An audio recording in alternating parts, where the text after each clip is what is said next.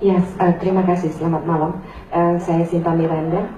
Saya penulis juga dan juga aktif di Yayasan Bhinneka Nusantara. Yang saya mau tanyakan adalah ada begitu banyak kreasi sehubungan dengan penistaan kepada sahabat-sahabat kita, eyang kita dari Gerakan Wanita Indonesia. Sementara banyak korban yang masih ada, termasuk di keluarga saya 3 orang, 2 perempuan dan 1 laki-laki, ayah saya.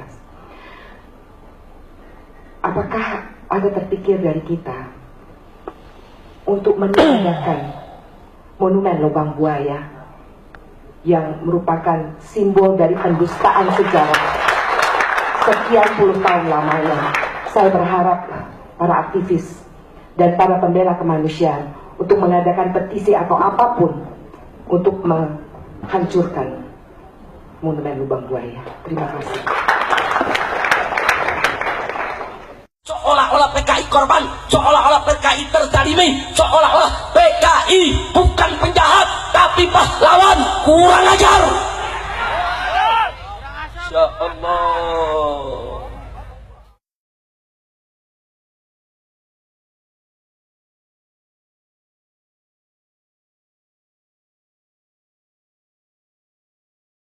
Bulan Juli tahun 1965 secara resmi Bung Karno mengizinkan saudara dibentuknya angkatan kelima, buruh dan tani diberikan senjata. Saudara. Begitu diizinkan saudara, maka PKI saudara mendatangkan 2.000 kadernya, 2.000 kadernya dibawa ke Jakarta, dikumpulkan di lapangan Halim Perdana Kusuma untuk dilatih perang, saudara. Mereka diajarkan cara lempar granat, diajarkan cara nembak resmi, legal, seizin presiden. Masya Allah. Itu bulan Juli tahun 1965, saudara. Mereka atur semua rencana, saudara. Partai Murba itu dulu kawannya PKI yang dirikan Tan Malaka. Dulu Tan Malaka ikut PKI. Tapi begitu tahu kekejaman PKI, dia keluar dari PKI, saudara. Dia dirikan partai baru, namanya Partai Murba. Apa itu Murba? Musyawarah Rakyat Banyak. Partai Murba memberitahu kepada Bung Karno, awas, PKI mau kudeta. Oh, PKI marah, minta kepada Bung Karno, bubarkan Partai Murba. Dibubarkan. Tanggal 30 September. Tentara-tentara Angkatan Darat sudah gerah, saudara. Gerah dengan PKI, jenderal-jenderal gerah. Kenapa jenderal-jenderal gerah? Karena banyak kolonel direkrut PKI. Karena banyak prajurit direkrut PKI, saudara. Ini jenderal semua gerah. PKI tahu kalau jenderal-jenderal ini gerah. Bagi PKI ini ancaman.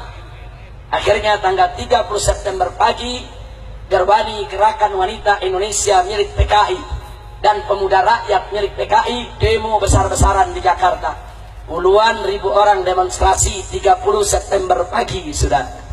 Malamnya mereka culik 7 jenderal kita, saudara. Mereka culik, mereka bawa ke Lubang Buaya, semuanya mereka bunuh dan mereka masukkan ke dalam Lubang Buaya, saudara. Ada Jenderal Ahmad Yani, kemudian MT Haryono, saudara. Kemudian masih banyak lagi jenderal-jenderal yang lainnya. Yang selamat saat itu tidak terbunuh adalah Jenderal Abdul Haris Nasution, saudara. Tapi sungguh pun beliau tidak terbunuh. Pengawalnya terbunuh, Kapten Firtendea. Putrinya yang baru berusia 5 tahun tetap ditembak oleh PKI. Anak kecil, perempuan baru usia 5 tahun ditembak, saudara. Luka parah. Beberapa hari kemudian anak tersebut mati. Itulah adek Irma Nasution, saudara. Saya tanya sekali lagi, biadab tidak? Biadab tidak? Biadab tidak? Enggak sampai di situ, di Yogyakarta Brigjen Katamsul mereka tangkap, mereka bunuh. Saudara, Kolonel Sujono, saudara, di Yogyakarta juga mereka bunuh. Bahkan ada polisi, ajudan inspektur polisi Karasat Tubun yang menjaga rumah Wakil Perdana Menteri bersebelahan dengan rumah Jenderal Ahmad Abdul Haris Nasution. Juga mereka tembak malam itu, saudara. Begitu selesai mereka bunuh, sudah besoknya Tanggal 1 Oktober, Radio Republik Indonesia mereka kuasai, sudah. PKI mengumumkan, hari ini telah dibentuk Dewan Revolusi baru mengambil alih kekuasaan. Dan liciknya mereka, supaya rakyat tidak marah, apa mereka bilang? Soekarno tetap presiden kita. Licik, jahat, saudara. Tapi ketika itu saudara TNI Angkatan Darat, saudara jenderal-jenderalnya terbunuh, tinggal ada yaitu Abdul Haris Nasution dalam keadaan shock, luka karena berusaha lari menyelamatkan diri dari sergapan PKI, saudara. Dan ketika itu saudara ada Letnan Jenderal Soeharto yang diminta oleh kawan-kawannya segera untuk pimpin TNI Angkatan Darat, saudara. Akhirnya Soeharto, saudara, memimpin TNI Angkatan Darat. Dia serbu Radio Republik Indonesia pada tanggal 2 Oktober, saudara. Dia rebut, dia umumkan lagi ke seluruh Indonesia bahwa kudeta PKI gagal. Negara tidak bisa diambil alih oleh PKI. Tentara mengambil alih dan Soekarno tetap sebagai presiden. Jadi mereka ini licik, saudara. Mereka mau adu domba kita, saudara. Tinggal Presiden Soekarno bingung harus bersikap apa. Yang ini bela Soekarno, yang ini bela Soekarno, saudara. Ya, ketika itu posisi Soekarno lemah, saudara. Kira-kira jelas tidak? Akhirnya Soeharto mengerahkan RPKAD, saudara. RPKAD, Resimen Pasukan Khusus Angkatan Darat, kalau sekarang disebut Kopassus, saudara. Dipimpin oleh Sarwo Edi. Siapa itu Sarwo Edi? Sarwo Edi adalah mertua SBY, saudara. RPKAD dipimpin oleh Sarwo Edi menyerbu Halim Perdana Kusuma, saudara. Ya, mereka tempur. Ternyata di sana, ya, ada tentara Angkatan Darat yang jadi PKI, ada Angkatan Laut yang jadi PKI, ada Angkatan Udara yang jadi PKI, ada polisi yang jadi PKI. Mereka semuanya ditangkap, saudara. Bahkan yang menggerebek rumah-rumah jenderal itu Cakrabirawa. Cakrabirawa itu tentara.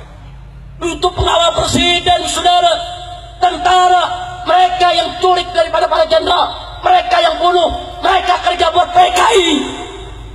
Insya Allah. Berarti saya tanya, kalau gitu dulu tentara disusupi tidak? Tentara disusupi tidak? Akhirnya setelah direbut Halim, tanggal 5 Oktober, saudara, tanggal 5 Oktober, setelah Halim direbut, baru dikeluarkan itu jenazah dari para jenderal yang sudah ada di lubang buaya, saudara. Saya tanya sekali lagi, PKI kejam tidak? Kejam tidak? Jangan main-main, saudara. Ini bukan persoalan kecil. Ini bukan persoalan kecil.